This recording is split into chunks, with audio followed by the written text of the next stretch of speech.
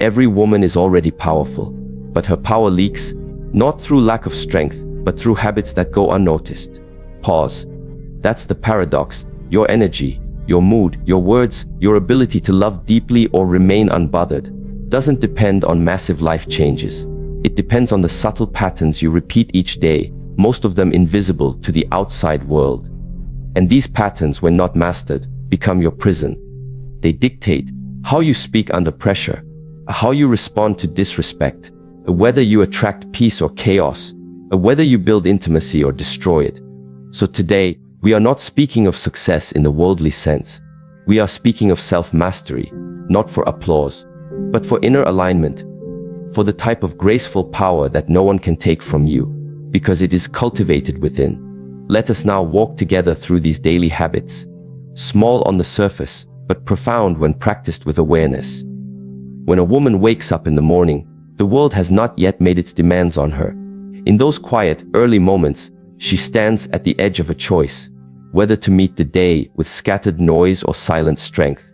There is a wisdom that says, how you start your morning is how you carry your energy into the world.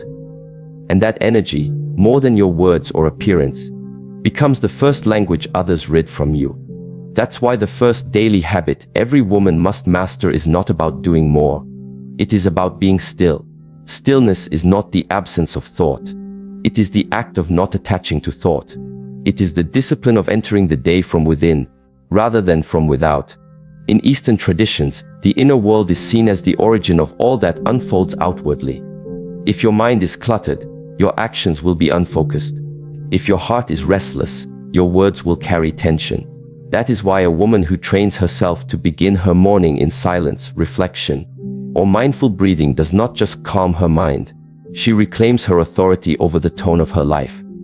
Modern neuroscience supports this ancient truth.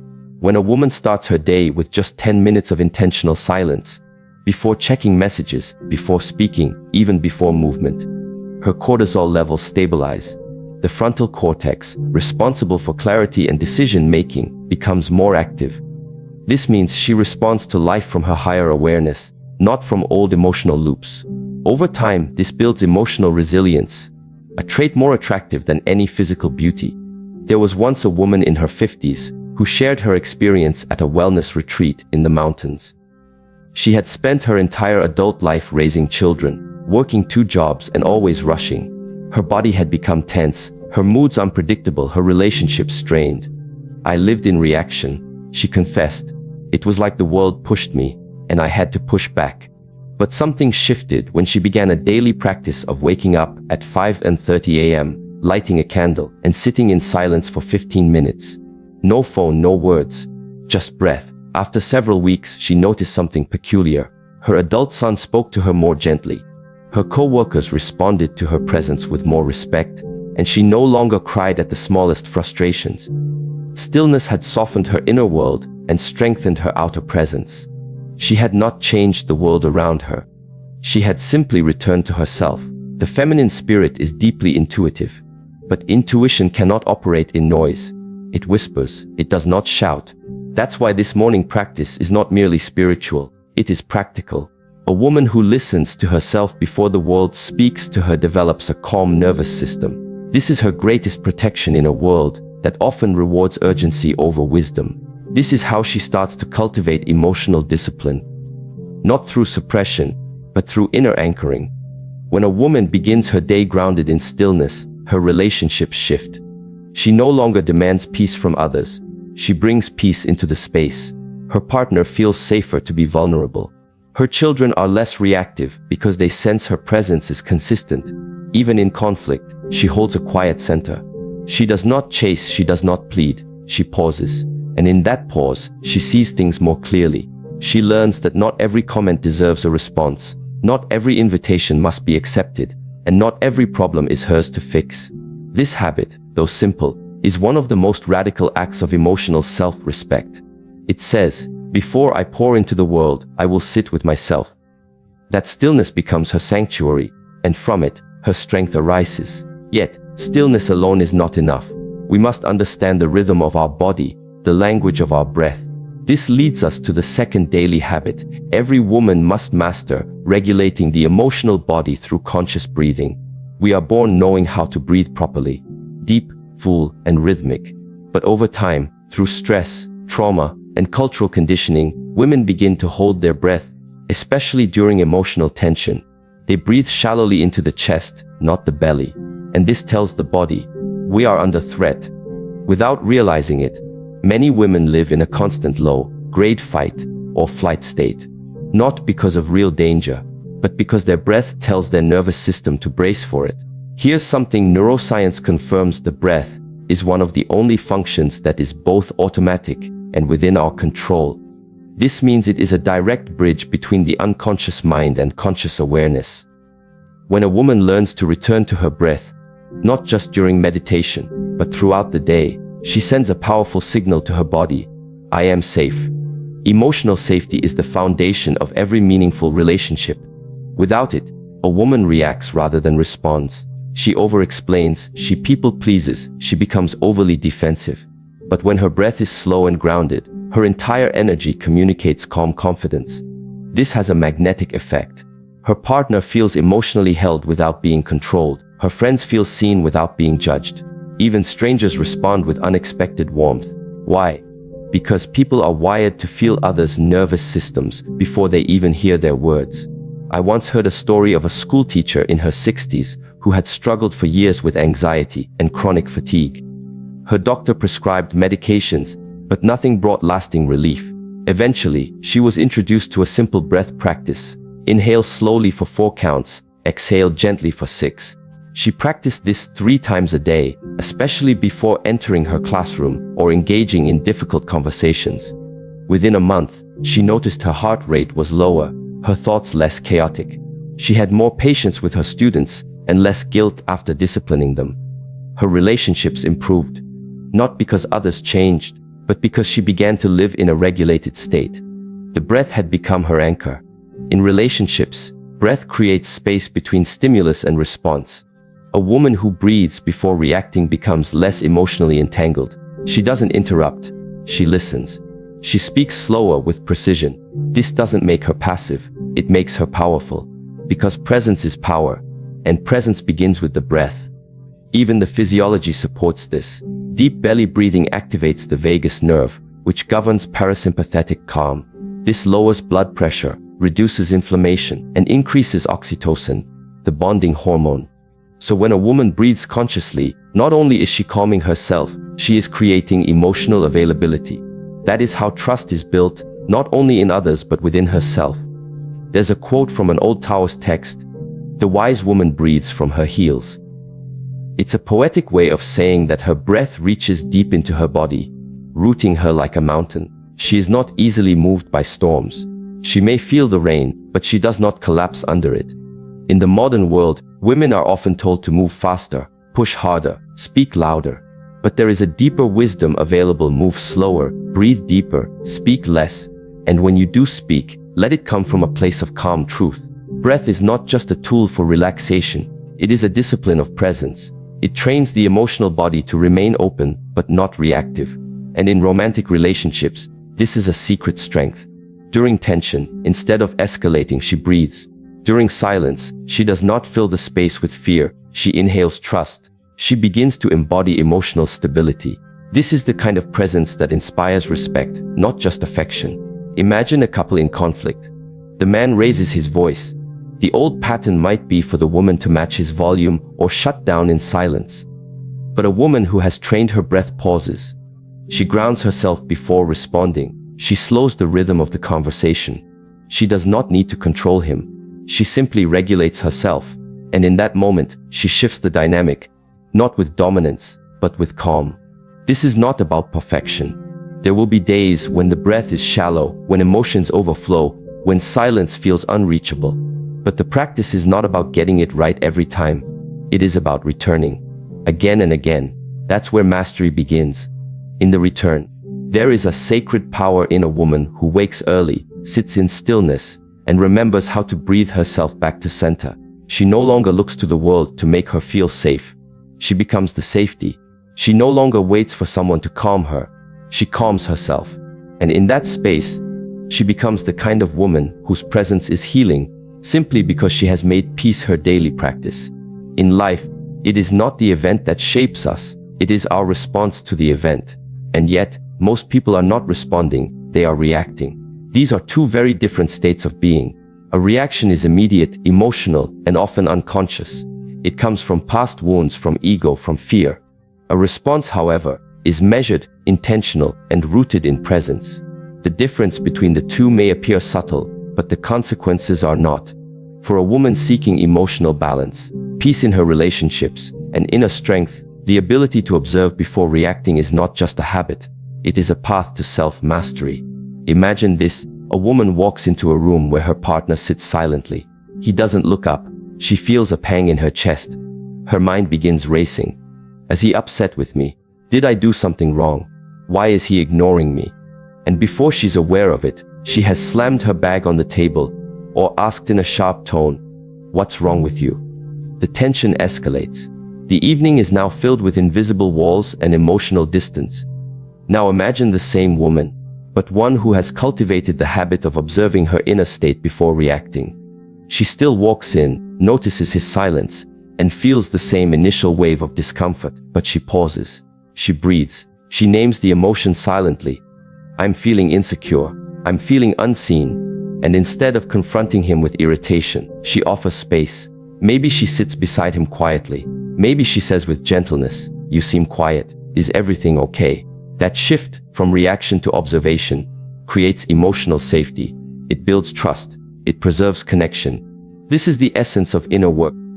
Learning to witness your own emotions without letting them control you. The Buddhist tradition speaks of this as watching the river without jumping in. Emotions are like water.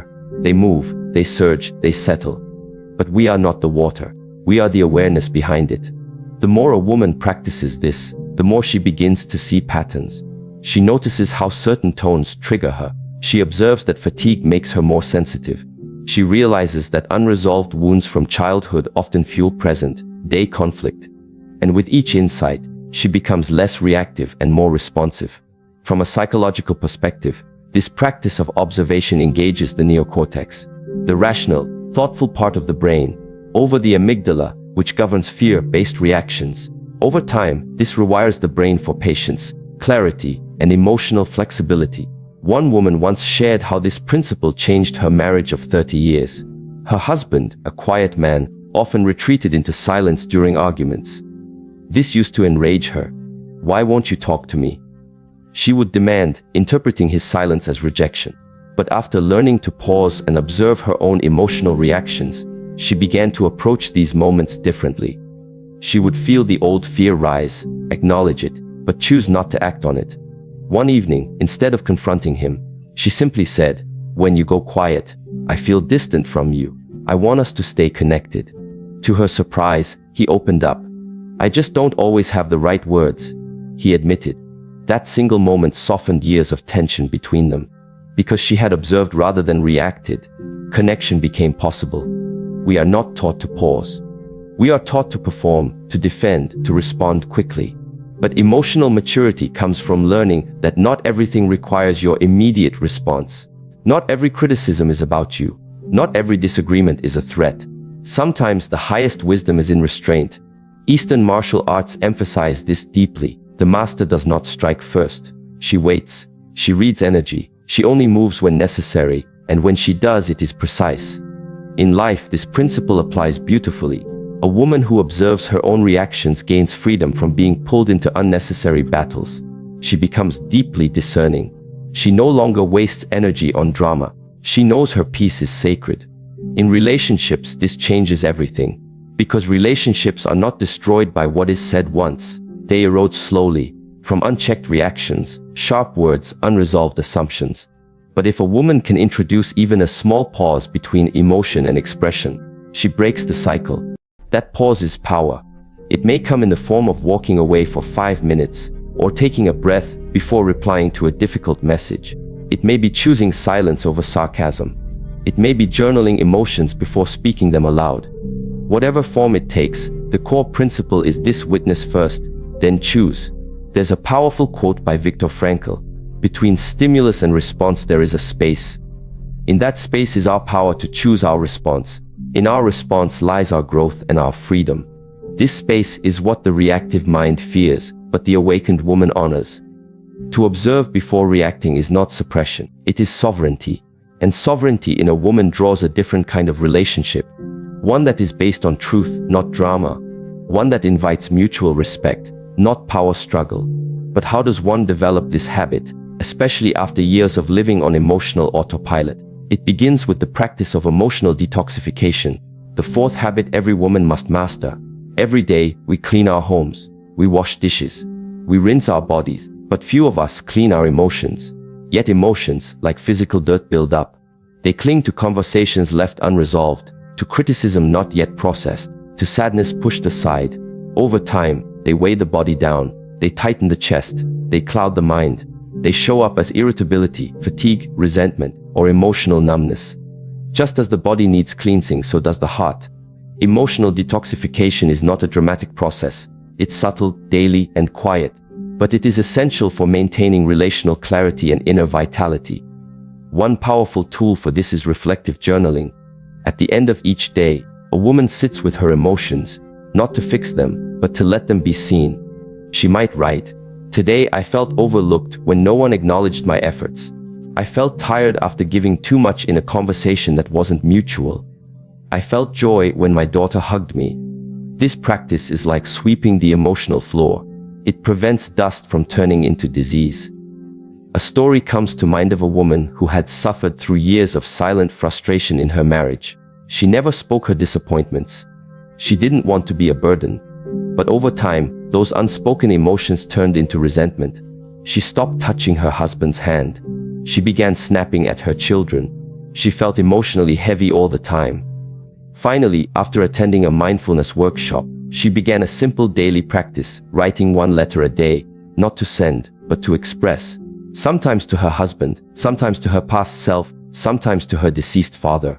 Within 3 weeks, her face softened, her body relaxed, her laughter returned. When emotions are expressed safely, they no longer poison the present. Another method of emotional detox is time in nature.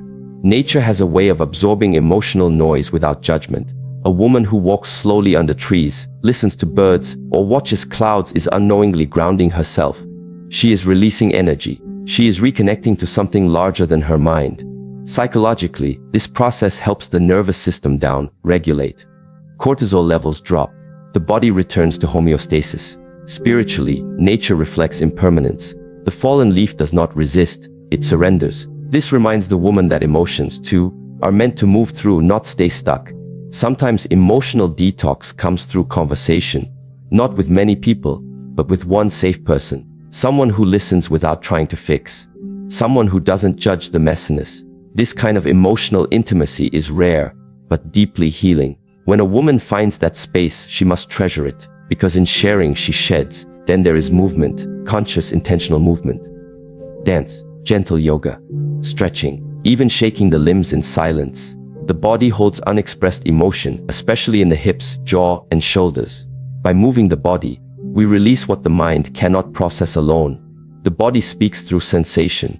When we allow it space to move, it returns to equilibrium, but none of this is possible without awareness. Emotional detox begins with noticing. I am feeling bitter. I am holding tension in my chest. There's a sadness I've ignored for weeks. It is not the emotion that wounds. It is the unwillingness to feel it. Once it is named, it begins to loosen its grip. In relationship, this is life-changing. A woman who detoxes her emotions daily does not project old pain onto her partner. She does not confuse past betrayal with present love. She knows what she feels and takes responsibility for it. She does not expect others to read her mind. She speaks with clarity, not confusion. She asks for what she needs. She apologizes when necessary. This kind of emotional hygiene creates a love that breathes, not one that suffocates. This also makes her radiant. There is a glow that comes from a woman who is not carrying yesterday's weight. Her eyes are clear. Her voice is soft but grounded. Her presence feels safe. She does not need to perform kindness. It flows naturally, because she is not defending herself from her own emotions. From a spiritual lens, this is called purification. Not in the moral sense, but in the energetic sense. A purified heart is not one without pain. It is one that does not cling to pain.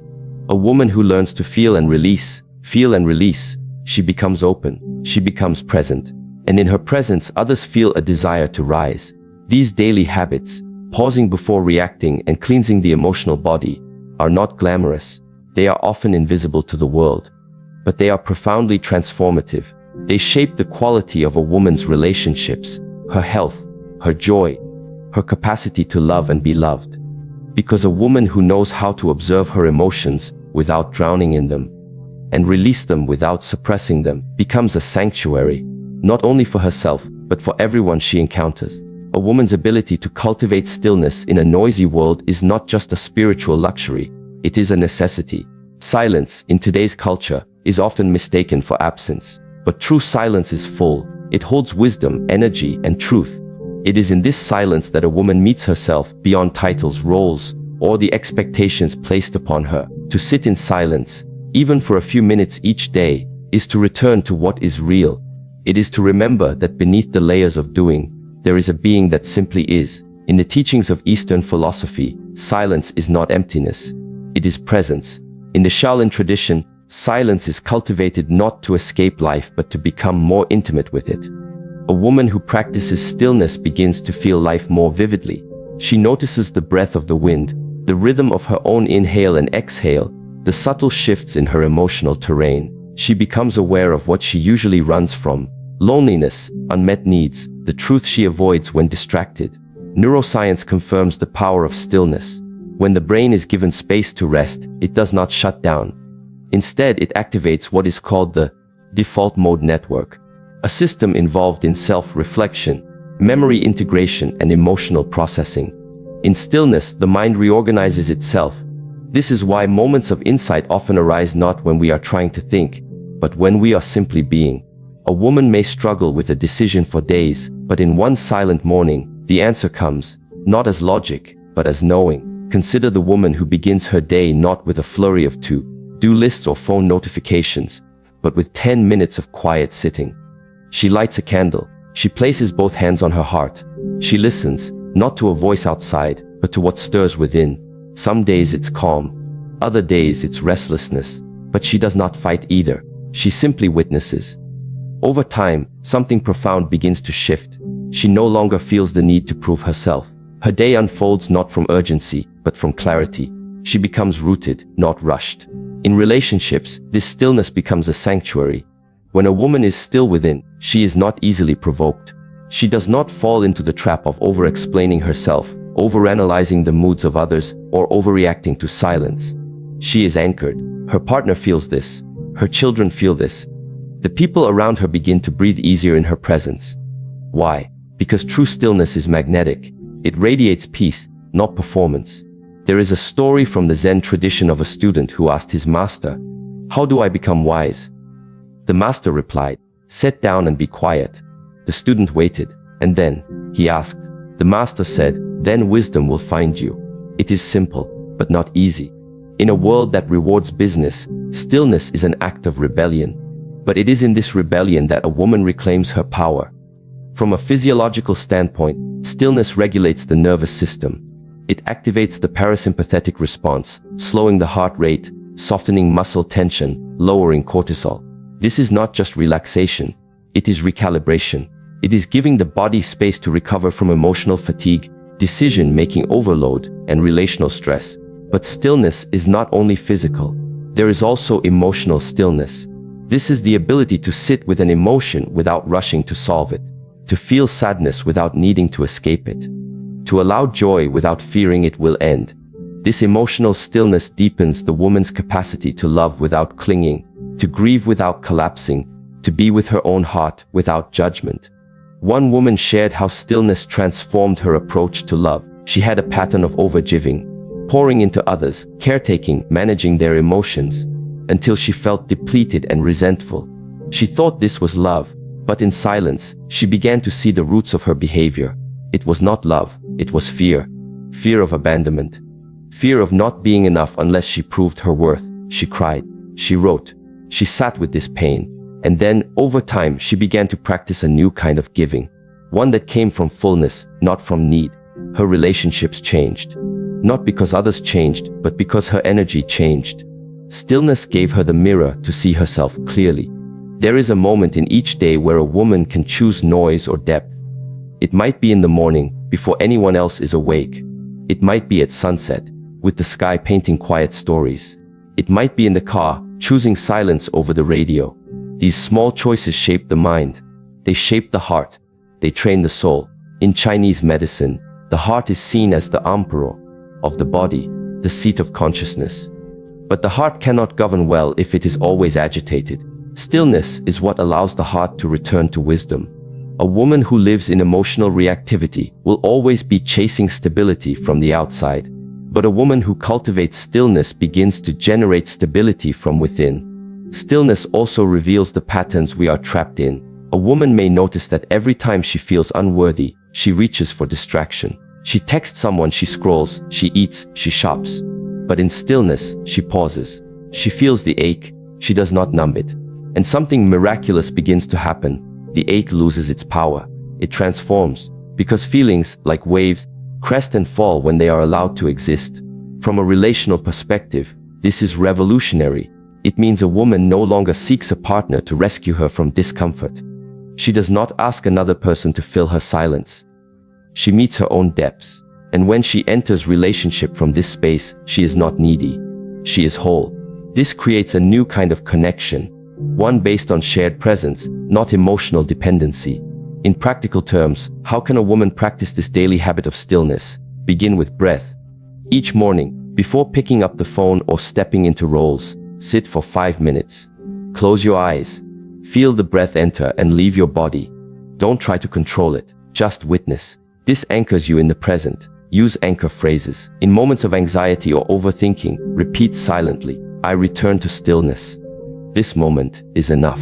These mantras are not magic, but they are reminders. They bring the mind home. Create tech-free pockets. Even 10 minutes without screens can reset your nervous system. Sit by a window. Feel the sun. Drink tea. Listen to the silence between the sounds. Engage in mindful movement. Tai Chi, slow walking, gentle yoga. These are not exercises, they are moving meditations. They help integrate stillness into the body. Journal after silence. Let the silence speak through your pen. Ask, what did I feel? What truth emerged? What did I avoid? This brings depth to the stillness. Protect sacred space. Choose one spot in your home that is just for stillness. A chair, a corner, a mat. Light a candle. Let this space hold your practice. Over time, your body will associate it with peace. There is a deeper reason why stillness matters. In stillness, a woman reconnects with her intuition. The quiet voice that guides, warns, and whispers truths louder than the noise of opinions. This inner guidance cannot be heard when we are always occupied. But it is always speaking. A woman who listens to this voice becomes confident in her choices. Not because they are perfect, but because they are aligned. One young woman once confided in her teacher, I don't know if I should leave this relationship. Everyone has an opinion. My mind is spinning. The teacher asked, have you sat in silence with the question? She shook her head. Then you are only hearing the world. He replied, you have not yet heard yourself. She went away. She fasted from advice. She sat quietly every evening, asking the same question, but listening not from her fear, but from her soul. After a few weeks, clarity arose. She left, not from anger, but from truth. This is the power of stillness. In stillness, a woman also becomes a better listener to others. She does not rush to respond. She hears not only words, but what lies beneath them. She becomes attuned to tone, to silence, to body language. This makes her presence deeply healing. People feel safe with her, not because she says much, but because she listens fully. Stillness cultivates humility. It shows a woman that she does not have to know everything, fix everything, or be everything to everyone. She learns the sacred art of being. And this beingness softens the edges of her relationships. It brings tenderness where there was tension. It brings grace where there was guilt. It brings space where there was suffocation. The poet Rumi once said, there is a voice that doesn't use words. Listen. This voice lives in stillness. A woman who learns to hear it walks differently. She speaks less but with more impact. She chooses fewer battles. She rests more deeply. She no longer needs external validation to feel complete. Her joy becomes quieter, but more constant. There is a kind of power that comes not from how much we do, but from how deeply we can be. A woman who begins her day in stillness carries a different frequency. She is less reactive, more receptive. She is not in competition with the world. She is in communion with it. People sense this. They are drawn to it, because the world is tired of noise. It is hungry for presence. A woman who masters this habit of daily stillness no longer chases peace. She becomes it. And in becoming peace, she brings healing not only to herself, but to everyone her presence touches. A woman who learns the art of intentional solitude gains access to a power that cannot be shaken by external noise. She no longer fears being alone because her own presence becomes her sanctuary. In a society that often confuses aloneness with loneliness, she rises with a different understanding. Being alone is not a punishment. It is a privilege. It is a space where the soul breathes, where the clutter of performance falls away, and where the true self quietly, patiently emerges. This habit, this sacred choice to spend intentional time alone each day, is one of the most misunderstood practices of self-mastery. Many women grow up being told that their value lies in how well they nurture others, attend to relationships, and pour themselves out. But no cup can pour endlessly without being refilled. Solitude is not selfish. It is self-sustaining. When a woman carves out space to be alone, without distraction, without duty, she returns to herself. She steps away from the roles of mother, partner, employee, or friend, and enters the space of just being a soul, not needed, not wanted, just known by herself. In the Shaolin tradition, the monk spends hours in solitude, not to escape people, but to connect more deeply to the source from which all connection flows. The purpose is not isolation but restoration. This solitude is active. It is a choice, and it gives the practitioner the strength to return to the world with more clarity and compassion. In the same way, a woman who learns to be alone learns also how to love more cleanly. She no longer loves from longing, she loves from awareness. Neuroscience supports the value of solitude.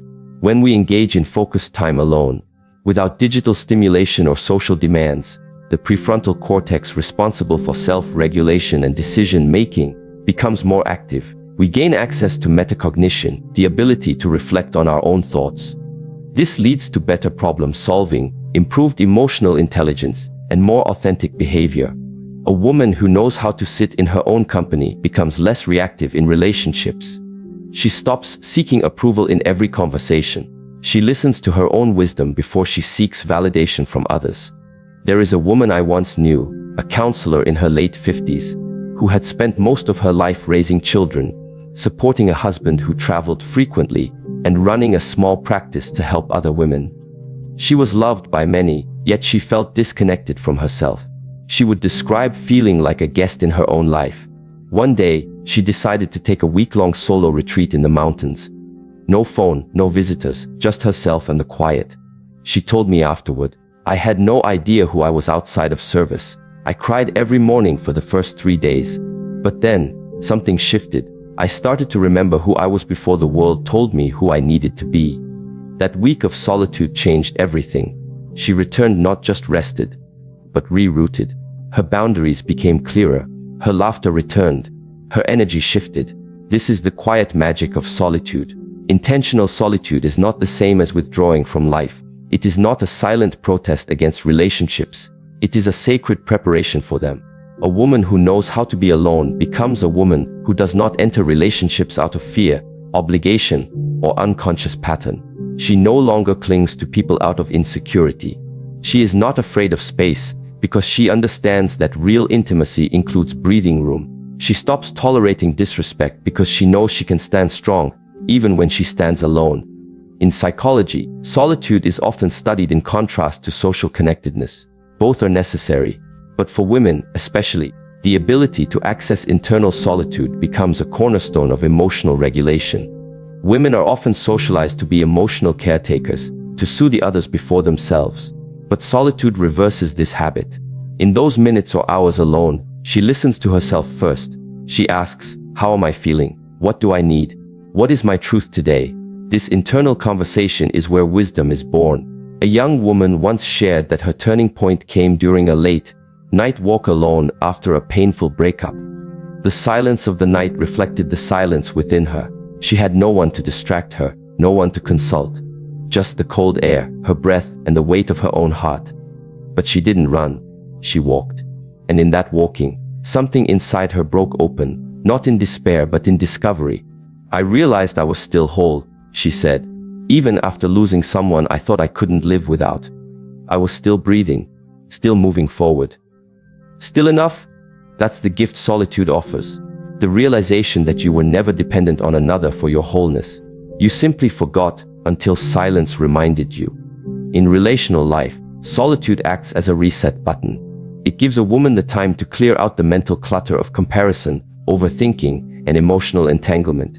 In solitude, she can re-establish her internal compass. Relationships are not meant to replace the self, but to reflect it. A woman who is rooted in solitude knows when a relationship is nourishing and when it is depleting.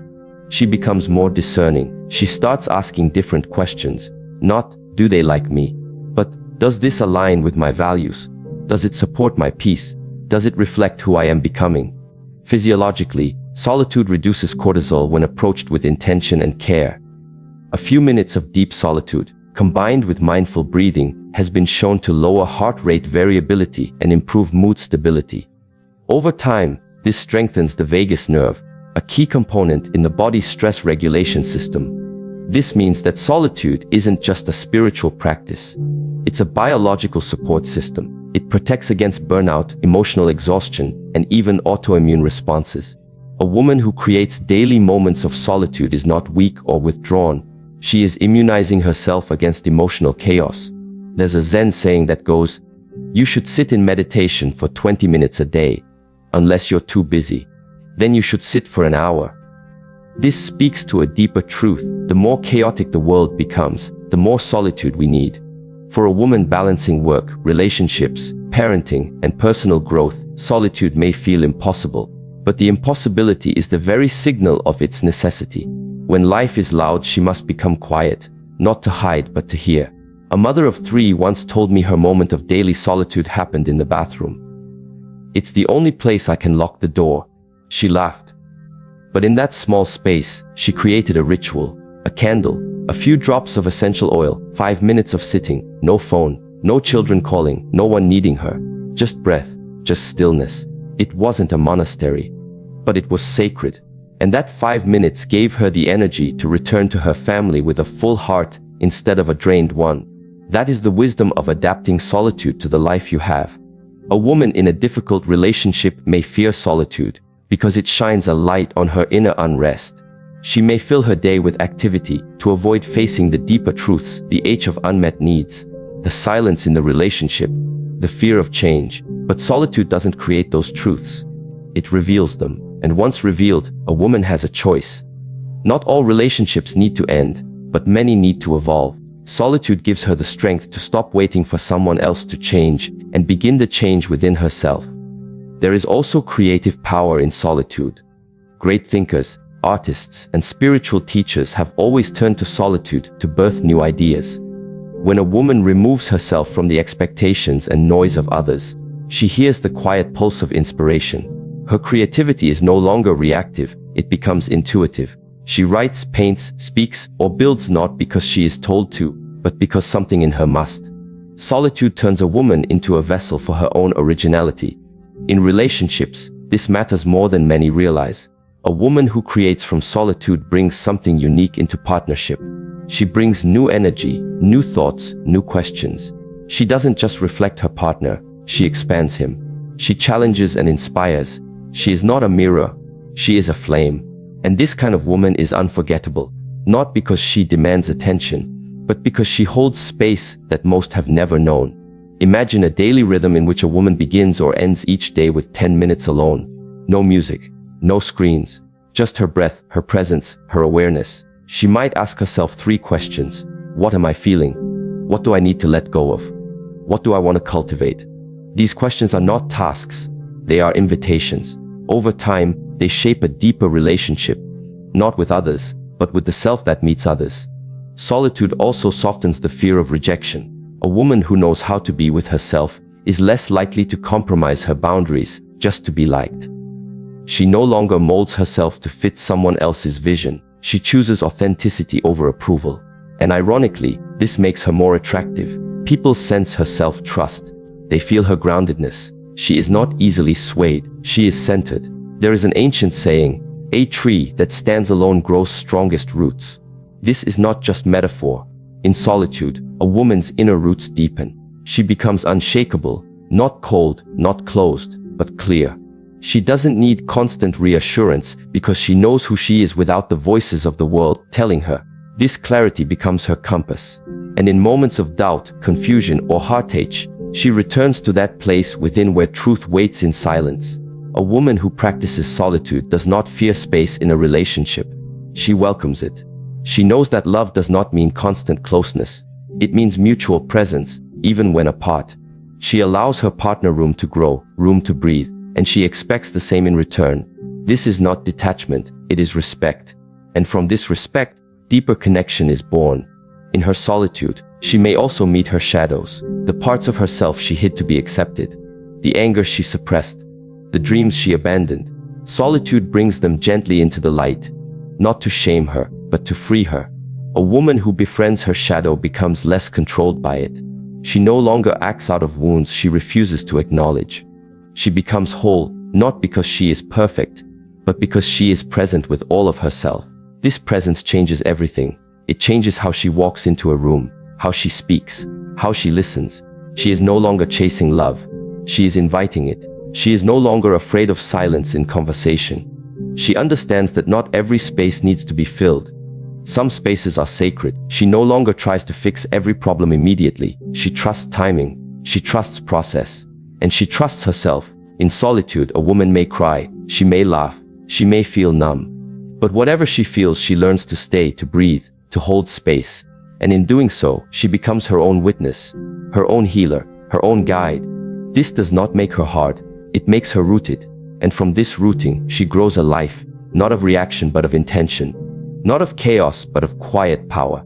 When a woman masters these 10 daily habits, she is no longer drifting through life, waiting for others to define her worth, determine her peace, or direct her path.